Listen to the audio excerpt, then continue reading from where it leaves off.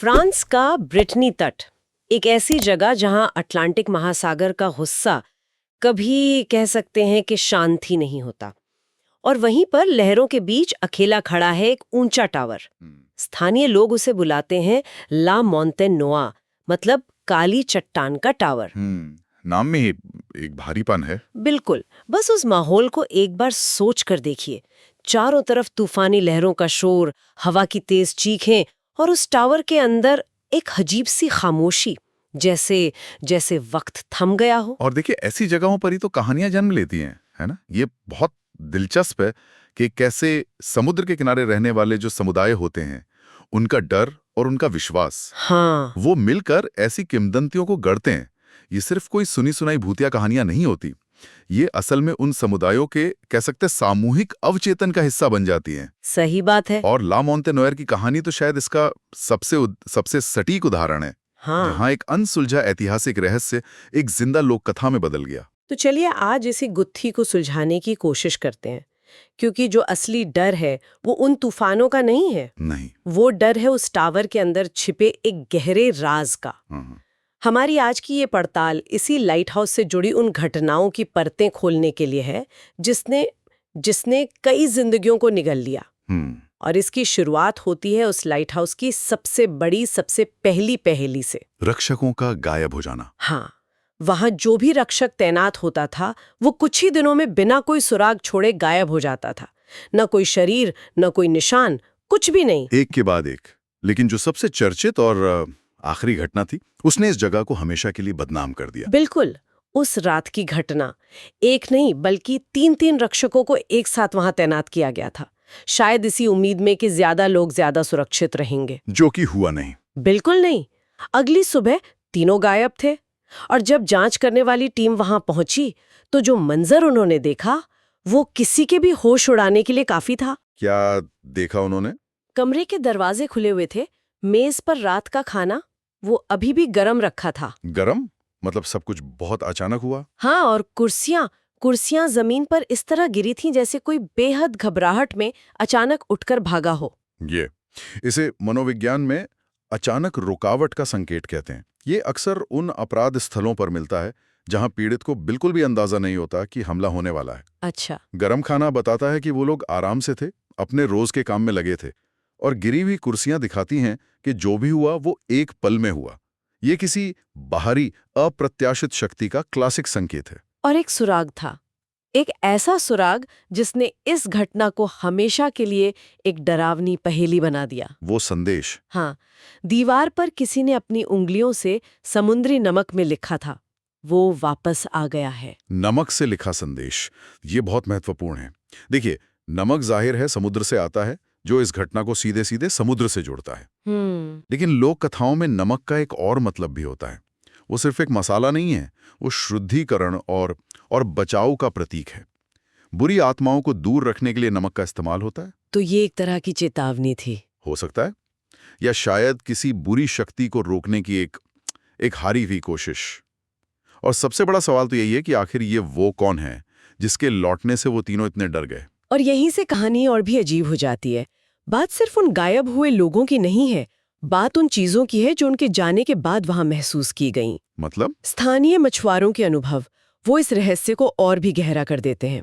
कई मछुआरों ने दावा किया कि देर रात करीब 2 बजे उन्होंने लाइट हाउस के निचले हिस्से से एक अजीब सी नीली चमक को ऊपर की ओर उठते देखा है। नीली चमक? हाँ। ठीक वैसे जैसे कोई भूतिया साया एक एक करके सीढ़ियां चढ़ रहा हो। तो मतलब अब हम एक भौतिक रहस्य यानी गायब हुए लोग से आगे बढ़कर पूरी तरह से अलौकिक घटनाओं के दायरे में आ रहे हैं। बिल्कुल। एक प्रेत जैसी दिखने वाली रोशनी जिसका कोई स्रोत नहीं है।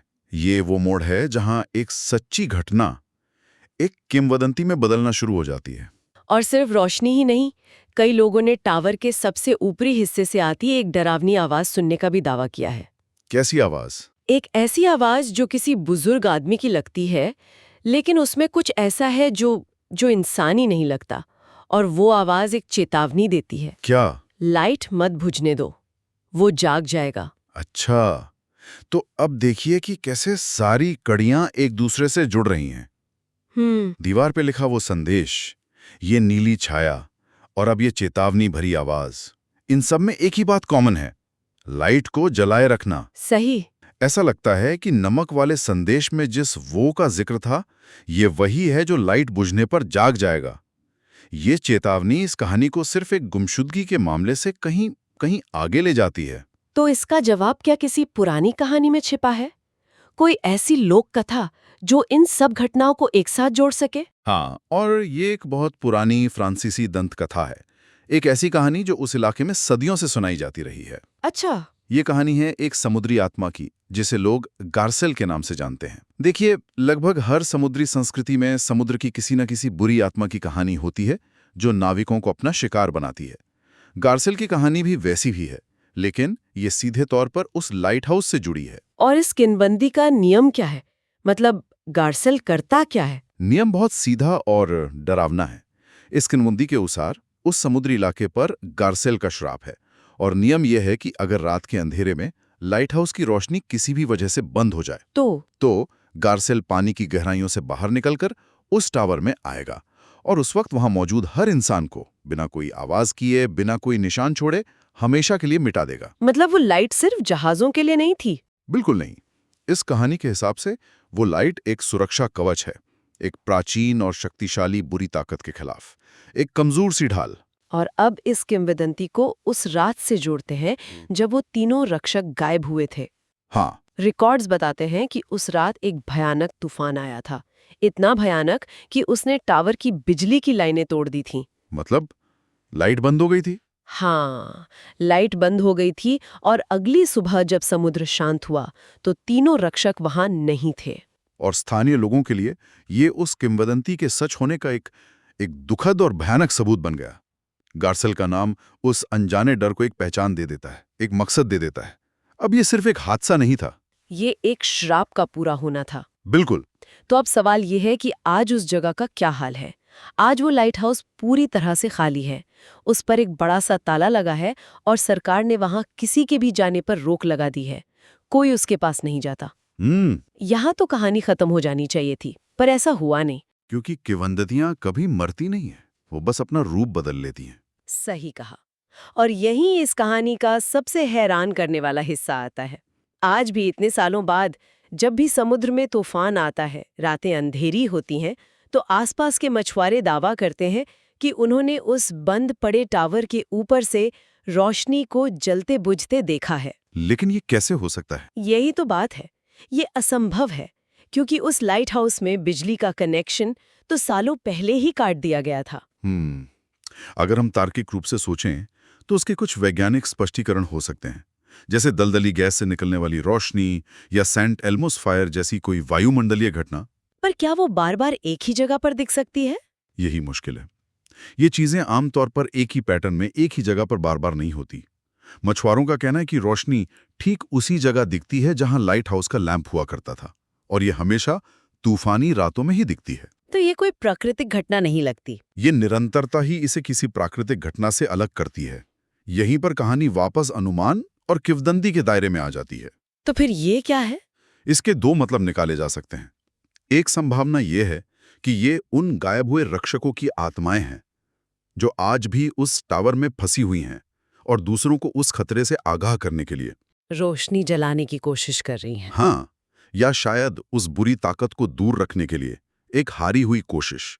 और दूसरी संभावना क्या है? दूसरी संभावना ज्यादा डरावनी है कि ये रोशनी उन रक्षकों की नहीं बल्कि किसी और चीज की है, कुछ ऐसा जिसे हम समझ नहीं सकते। यही अनिश्चितता है जो इस कहानी को खत्म नहीं होने देती। ये कहानी इतिहास नहीं बनी है, ये आज भी उस तट पर मौजूद है, हर तूफानी रात में। तो आज की इस पड़ताल में हमने क्या देखा? एक लाइट हाउस जहां से रक्षक गायब हो जाते हैं, दीवार पर समुद्री नमक से लिखा एक रहस्यमयी संदेश, रात में दिखने वाली एक अजीब नीली छाया और एक चेतावनी भरी आवाज, लाइट मत बुझने दो। हाँ, फिर समुद्र की प्राचीन आत्मा गार्सेल की कथा, और सबसे आखिर में उस बंद पड़े लाइट हाउस से आज भी आती हुई वो भूतिया रोशनी। इन सभी स्रोतों को एक साथ रखने पर एक अंतिम विचार मन में आता है जो शायद सबसे ज्यादा परेशान करने वाला है। क्या? हम ये मानकर चल रहे हैं कि उन रक्षकों की आत्माएं आज भी चेतावनी देती हैं। लेकिन क्या हो अगर ये चेतावनी गार्सेल से दूर रहने के लिए नहीं, बल्कि इस बात के लिए हो कि वो रोशनी जो उस आत्मा को रोके हुए थी, अब हमेशा के लिए जा चुकी है। अच्छा। जरा सोचिए, उस जगह का क्या होता है जिसका एकमात्र सुरक्षा कवच ही खत्म हो जाए और पीछे सिर्फ चेतावनी की एक खामोश गूंज रह जाए। क्या वो खाली टावर अब एक स्मारक है या एक खुला दरवाजा?